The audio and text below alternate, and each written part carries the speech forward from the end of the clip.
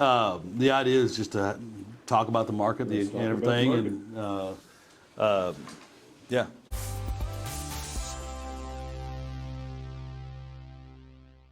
So let's just start with foreclosures. Yes. I mean, what's your feeling about kind of like where we're at with foreclosures and like where we're going? Right now, we are still at historically low levels of foreclosure activity. If you look at the most recent data, we're running at about 50% of pre-pandemic levels of foreclosures. According to our estimate at ATTOM, we probably won't be back to pre-pandemic levels until mid to late 2023. What's even more interesting from my perspective is that 93% of borrowers in foreclosure today have positive equity in their homes. So even though we're starting to see a little bit of foreclosure activity trickling up, the people that are in that early stage of foreclosure are more likely to be able to sell their house off at a profit, get a clean start, than what we saw during the Great Recession. And because of that, people that are in the foreclosure industry shouldn't be spending a lot of time sitting around waiting for bank repossessions and REOs. That's really important for investors who used to look for those properties as part of their buying process. Besides the fact that fewer properties are getting to the foreclosure auction, the ones that get to the foreclosure auction have a sell-through rate today of about 70%. That's twice the normal level of sell-through at a foreclosure sale. So between fewer properties getting to auction and 70% of the ones that get there selling at the auction, there's just not a lot of inventory of bank-owned homes. And so investors who want to play in this cycle really need to move upstream. They need to be working those auctions, which is a different buying model than buying something off the MLS or buying from a bank. And they need to be finding homeowners that are in the early stage of foreclosures, knocking on those doors and working out a deal that works for both parties. What is ATTOM seeing from a geography perspective? My guess would be we're seeing different areas act differently when it comes to foreclosures. Yeah, so that's a great question. The states with the highest populations and the highest number of homes, unsurprisingly, are having the highest number of foreclosures. So there's not a geographic skew in the sense that, you know, New Jersey's economy is much worse than California, so we're seeing a higher percentage of foreclosures there. That said, the first foreclosures coming back through the pipeline after the government moratorium ended are in states that have really long foreclosure cycles and backlogs in the court systems. So unsurprisingly, we've been seeing New York, New Jersey, Illinois, to a certain extent Florida, have higher percentages of borrowers in foreclosure. But those borrowers who are being foreclosed on today were already in foreclosure or were 120 days delinquent before the moratorium started. So they were probably a year past due when the moratorium hit, and now they've had 2 more years of kind of rent-free living. But those old distressed loans are the first ones coming through the pipeline, and that's why those states have higher percentages of foreclosure activity. Super interesting. That's a game changer right there.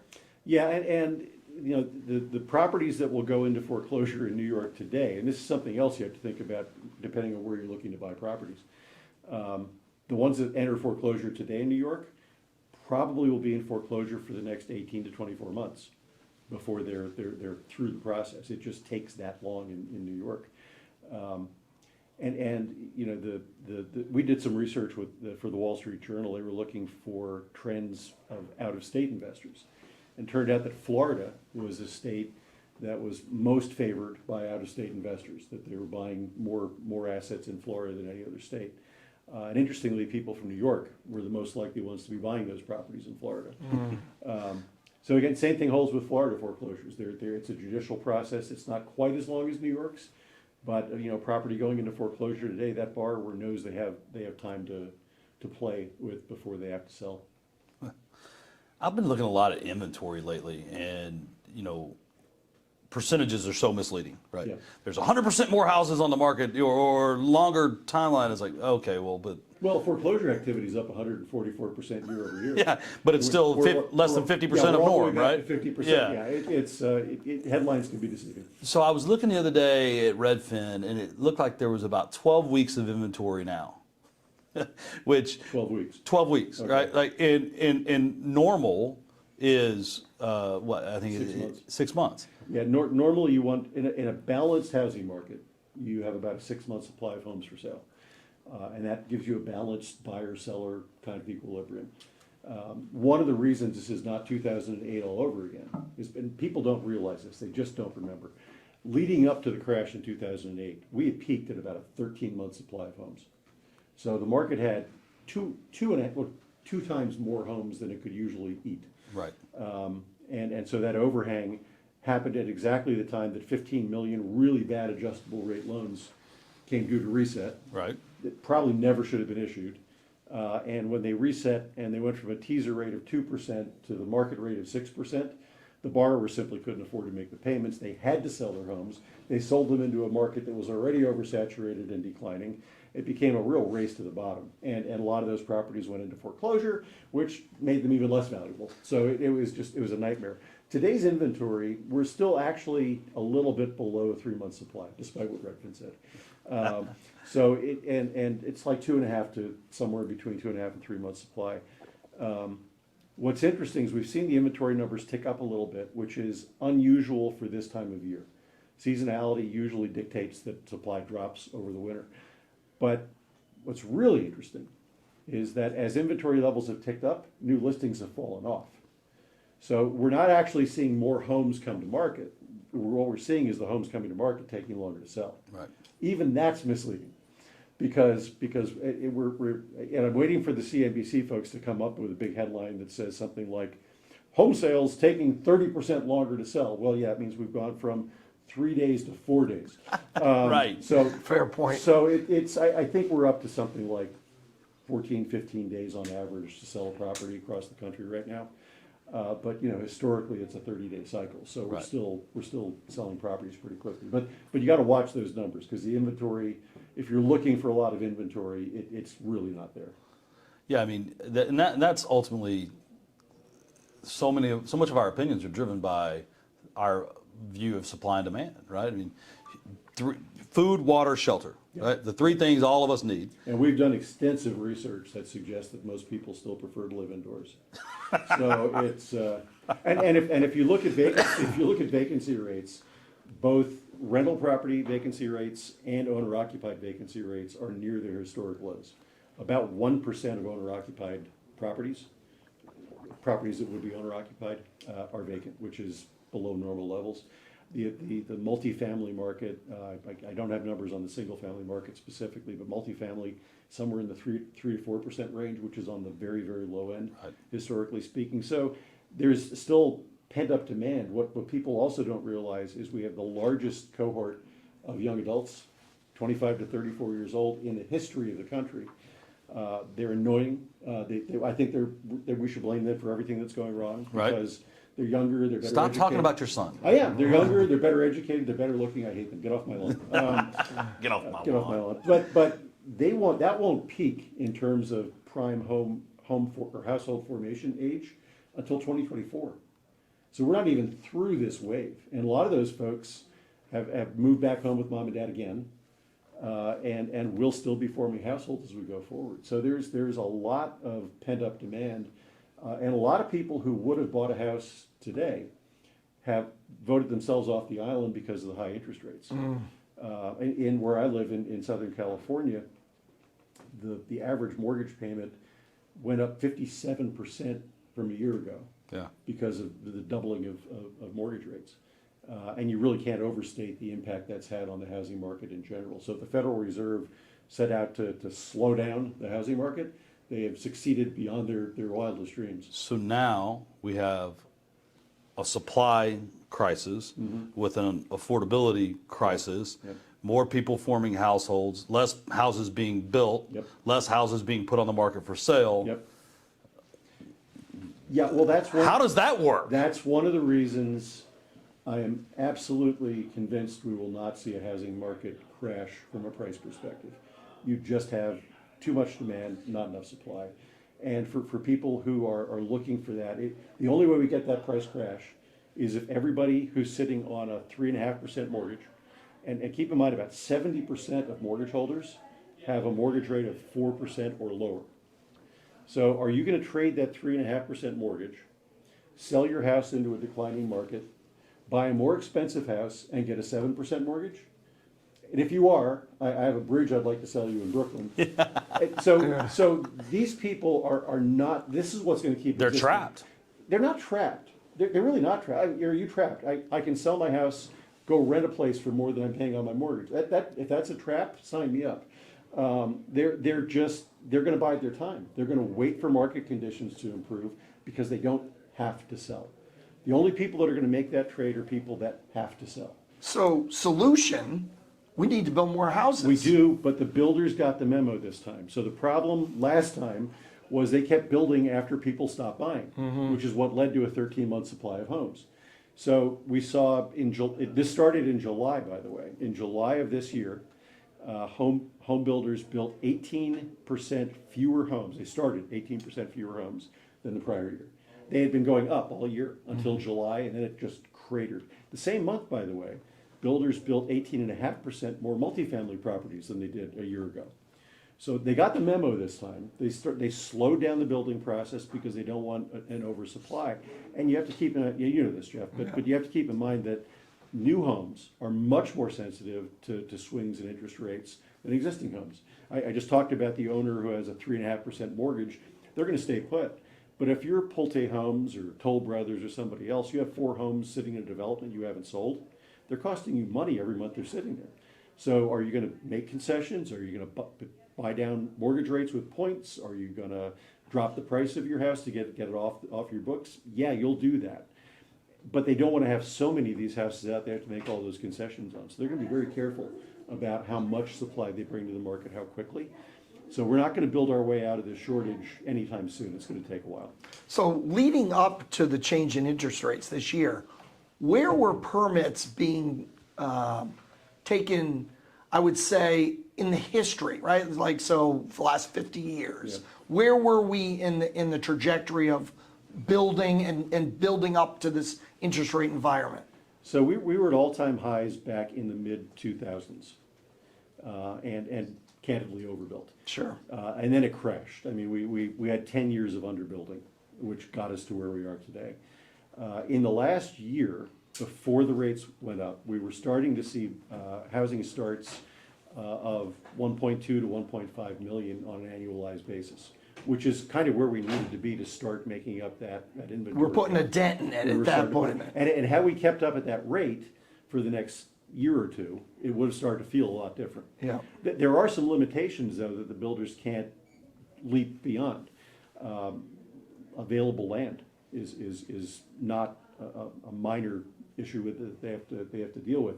We've had supply chain disruptions that have made materials and equipment. They couldn't get washers and dryers and stoves. And then we have labor shortages. Sure. So there's only so fast they can build. But they had started to be on the right trajectory. They weren't back to the all-time highs, but they were at healthy enough levels to start to make a dent.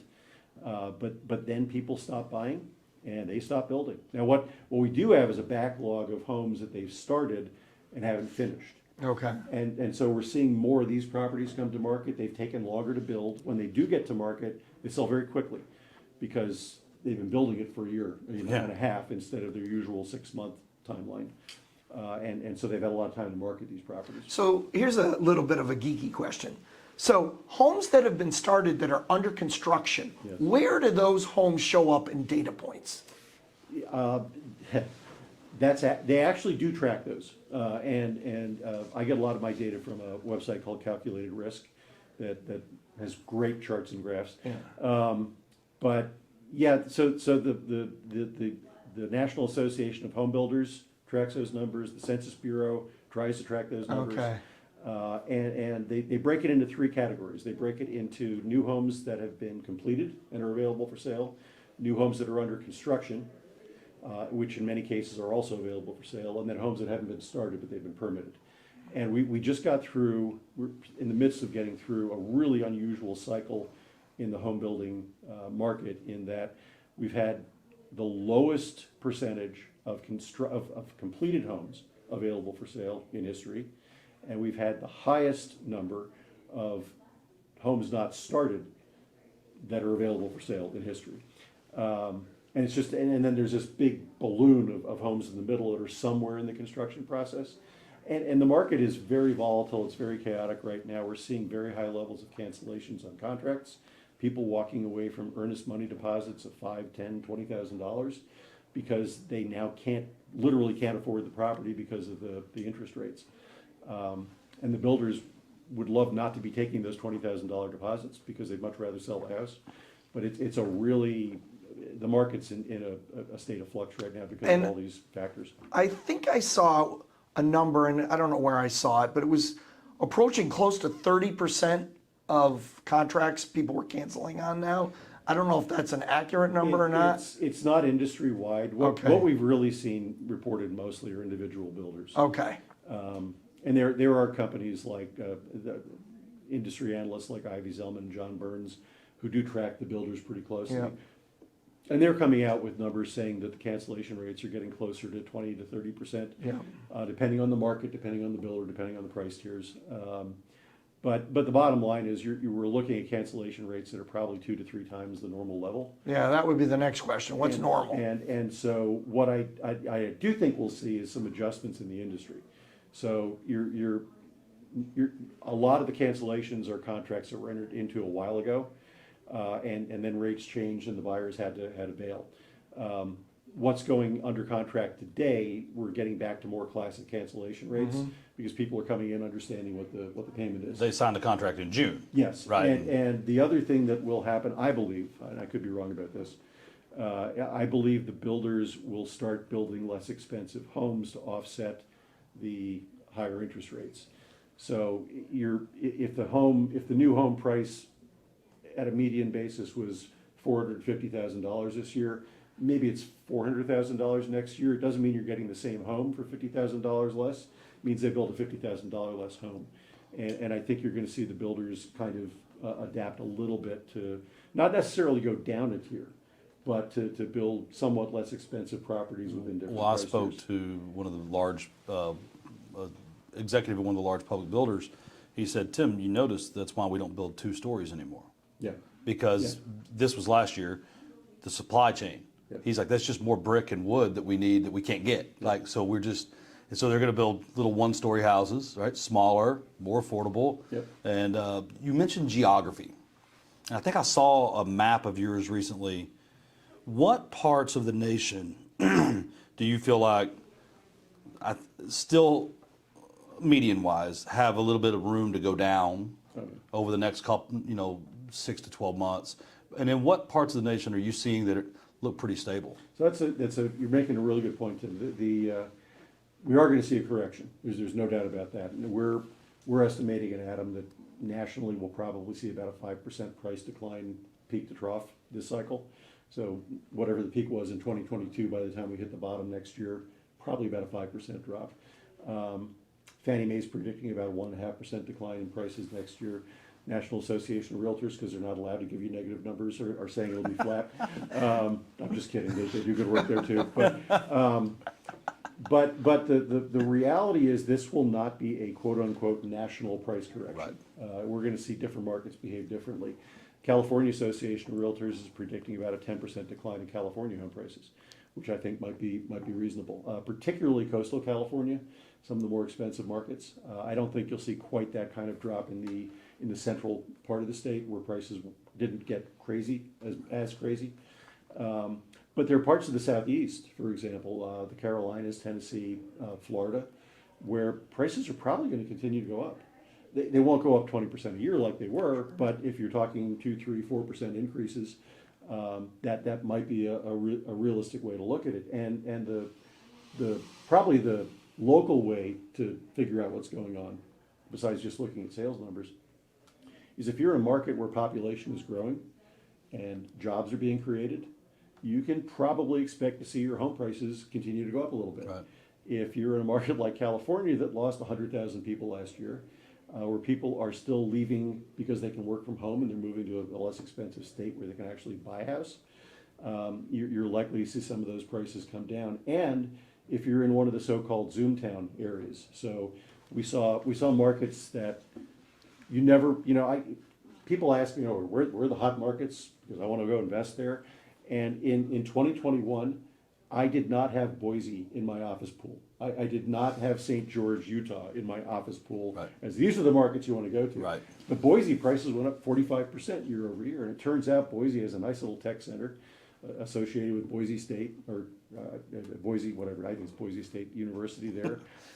Good cost of living, so tech people from San Jose were selling their house, pocketing 900 grand, taking 500 of it, buying a house twice as big in Boise, putting the other 400 in the bank, and they didn't care if they were 30% over market. Right.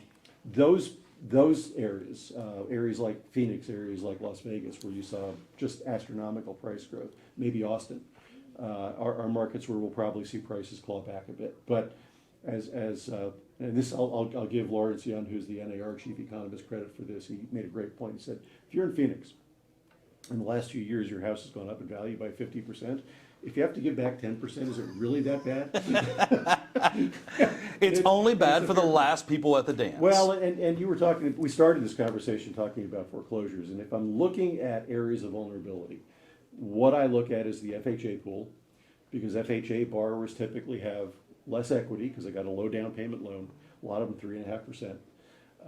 They have lower cash reserves, they have a higher debt to income ratio, more of their household income is going toward necessities in a high inflation environment. And if they do happen to be in one of those markets where prices decline a little bit, they could find themselves underwater pretty quickly.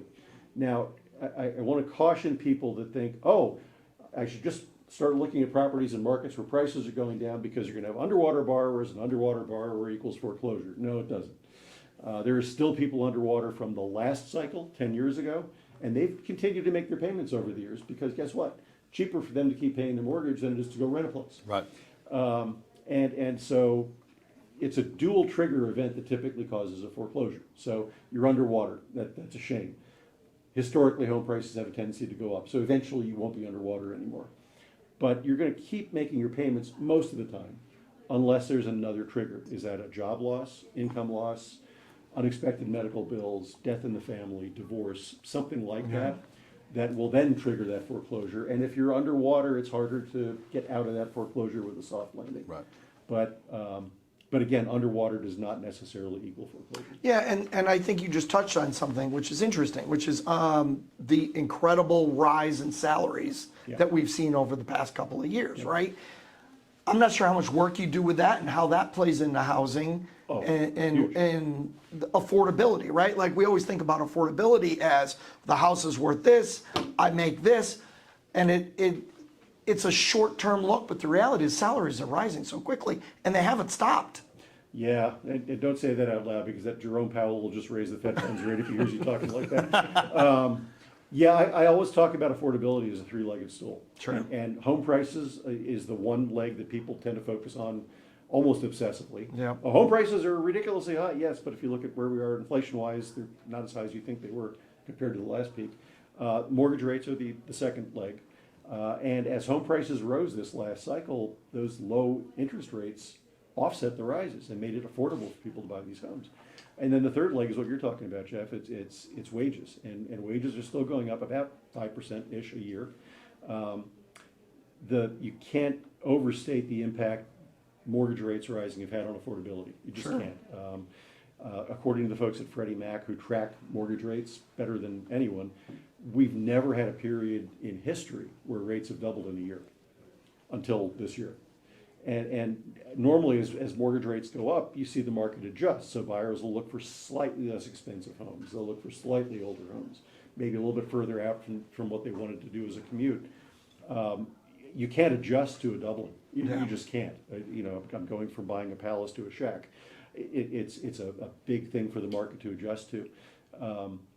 My hope for 2023 is I'm hoping that the inflation numbers we get over the next couple of months are moving in the right direction, because that will allow the Fed to stop being quite so aggressive. And I think the market has already baked in a 50 basis point hike for the Fed's December meeting. Yeah. So if they do that, I don't think we see interest rates go up again on the mortgage side. I think that's already baked in. There's 100 basis points extra in the spread between the 10-year U.S. Treasury yields and 30-year mortgages than what we'd normally see. So there's actually room for rates to come down a little bit. My hope is that rates plateau, that maybe we've hit the peak for this cycle. I am one of the very few people saying that out loud, because most people are much more pessimistic about this than I am. But if that's the case, home price appreciation has already slowed down pretty significantly, and in some cases is declining. Right. And wages continue to go up. So if you have those three factors at play, sometime next year, even in the first half of the year, affordability starts to get a lot better, because you're not seeing those astronomical increases in home prices. They're actually trailing wage growth. And if we get interest rates to settle down into the low sixes, high fives, it starts to feel a little bit better. And psychologically, people will come back to the market. If we see another jump up to 7.5% interest rates, the market's just going to be awful next year. Yeah, and that's interesting, right? And once again, to get a little geeky here, but the difference between the Treasury and where, you know, the 30-year loans are, right? It's the spread is so wide because a huge portion of the value of that mortgage is servicing. Yeah. Right? And if you think the rates are going to come down, well, that means people are going to refi. The servicing value is baked out of it, and that's why we're seeing higher rates. If, as we predict, rates are going to stabilize, then the servicing will become more certain, and the rates should come down. And then let me put another elephant in that room with you. The minute we plateau, the minute the Fed stops raising, now all the major institutions that have upped their allocations for single-family rental investments to 2 to 5%, which is like another $1 trillion, they can plug the final number into their model they need. Yes. Right now, they don't know what their financing cost is going to be, so they can't buy. Like literally, when you're buying on a net yield, you know, you just can't have yields lower than rates, right? Like, I mean, so as soon as they feel confident, here comes that massive buyer. I think, and this is just me kind of reading tea leaves, but I do think, we've seen two shifts in institutional buyer mindset over the last year. One you're very familiar with, we're seeing a lot more activity on the build-to-rent side. And that, to me, is something they probably should have done years ago. It gives them much more certainty about pricing. They're not competing with 18,000 other people for the same house. It gives them much more quality control over what the unit actually is in terms of initial quality plus maintenance costs. Just a lot more certainty, a lot more transparency in that process. They know what they're getting for the dollars. So we have seen some of that shift. The other shift I think we've seen is, I've heard people talking about this, they're basically keeping their powder dry right now. It's partly about yields, as you said, they want certainty. But in a lot of these cases, they're sitting on mountains of cash. They don't have to worry about financing. They have limited partners who have given them boatloads of money and said, go buy something. But they're waiting for market conditions to improve to where they're going to get the best deal, because they believe home prices are going to continue to weaken. So if I can buy a house 3 months from now for 10% less than it was today, I'll wait 3 months. Right. And I think we're going to see some of this money start to come back to the market because of what you said, but also because at that point they're going to say, okay, now the prices are more palatable, and there's less competition and that's the other part for both institutional and individual investors. If you're buying with cash right now, oh my God, what a position of competitive advantage! Yeah. Because right off the bat, you have a 7% lead on anybody you're competing with in the consumer side. And if you're getting a commercial loan, if you're getting an investor loan, it's what, 9, 10, 11%? Oh yeah, short term especially. Yeah, so buying cash right now, if you have cash, it's a nice time to be in the market. And this time of year, the last quarter of the year, the last month of the year, according to our research, this is the time of year you get the best deals from traditional MLS listed properties. When does that window open and close traditionally? Well, it's sort of late October through January, but it depends on the part of the country that you're in. So, and I was a little bit surprised to see this, but you know, and I'm making this up, but in Illinois, for example, it might be late October to beginning of December. In Pennsylvania, it might be January through the beginning of February. Interesting. But if you're interested, if you look at the ATTOM Data website, we have a best time to buy report. Really? Yeah, we actually do, and it breaks it out cool. by states and what the best time is. But it typically is in Q4 and early Q1 because of weather. Yeah. And historically, it's because parents didn't want to move their kids out of a school in the middle of the school year. So that's why in the spring they start looking, in the summer they buy, in the fall they're moving in. And so that's where most of the competition has historically been. I'm gonna make this story up because I think it'll be fun, because this goes back to the agrarian days of the US economy, when the kids had to be out at the harvest, and I'm making this all up, but it is. You're not. There's some truth to it. There is I some truth to mean, it. there is, and But you were buying one farm back then. You weren't buying, millions of properties. but the difference is, somebody asked me yesterday what the biggest problem investors face right now, and I said it's amnesia. Because traditionally, normally, Yep. right, you don't buy flip inventory in October unless it's deeply discounted, Right. because you don't want to sell into December. Right. But then December, January, there's really good deals, and you got to be ready for the No, spring. you're absolutely right. And part of that depends on your timeline for flipping too. You and I were talking about this the other day. We're getting ready to issue our Q3 flipping report in a week or so. And I'm really curious to see what those numbers show, because our last report was in Q2.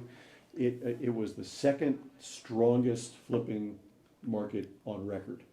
And on record, we've done it for 22 years now. So, but second highest number of properties sold, highest gross returns on the properties that were sold. Now, percentage profit, gross profit was a little lower because you paid more for the property before you flipped it. Sure. But I can tell you, Rick, as an investor, Q2 was nice. yeah, but Q3 is when I think interest rates are going to start to have an effect. Yeah. When we see the cycle times increase a little bit in terms of how long it takes to sell a house. And if you're a flipper, time is money, so that becomes a real issue. That's right. So, and I feel like it's important that we talk about this. Rent correlation to affordability of these investment properties for the investors. In other words, are the rents done going up? Are they going to go down?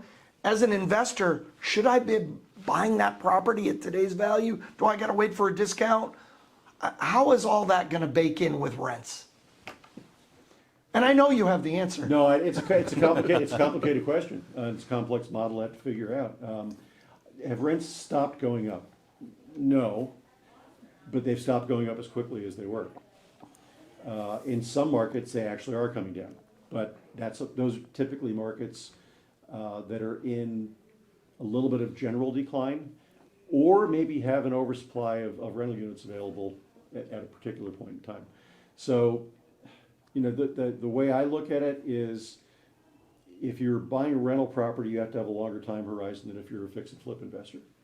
And you might have to take on some short-term pain with the idea that over time, the numbers will start to pencil out. The other thing you have going for you at this point is, if you buy now, you lock into a long-term loan, you have price certainty over what your financing costs are going to be, and the opportunity, very likely in a few years, to be able to refinance into a lower rate. So it's one of those few investments where, that your actual monthly cost could go down in a couple of years as opposed to going up. And I don't see any national downturn in rental demand over the next few years. There's a song, "Time Is on Your Side," and if you look at any chart of any number of any housing metric, it's a lot lower on the left-hand side than it is on the right-hand side. And I get these emails from our property manager every month when the rent comes in, and there were two this month that kind of caught my eye. One was a house in Garland, Texas, that I financed with RCN on a 6.5% DSCR loan, probably in 18 or 17. I'm getting $1,800 a month rent on that house now. It was $1,100 when I bought it. Yep. Another house in Farmers Branch, and by the way, now I have a 3.25% interest rate on that house. Thank you, Jeff. Another house, when I bought it, rented for $1,600 a month, and is now at $2,250. Wow. And it's another one. I have a 3.5%, 3.25% interest rate. Time is just, if you just wait, it all works out. Yeah, I mean, you don't want to get into a deal where you're underwater day one. Right. But if you can make the numbers pencil out, the likelihood is they will improve over time most of the time. You're gonna have an opportunity for lower financing costs, you're gonna have an opportunity to keep raising rent, even if you only raise it marginally. I mean, 2-3% a year compounded over a number of years actually is meaningful. What's the amnesia again? I was on a panel this morning, and everybody on the panel is now underwriting to a 1.25 DSCR. Yep. And that's normal. That's what it used That's to what be. it always has been. Right? And now you got insurance rates are about to go way up. Yep. The largest loss of a storm ever Yep. with Ian. The guys at SES said it was like 30% they're projecting like next year. Property taxes are going to go up. Yep. So you've definitely got to underwrite to the future, right? And but that 1.25 DSCR personally is where I feel really safe right now. Yeah.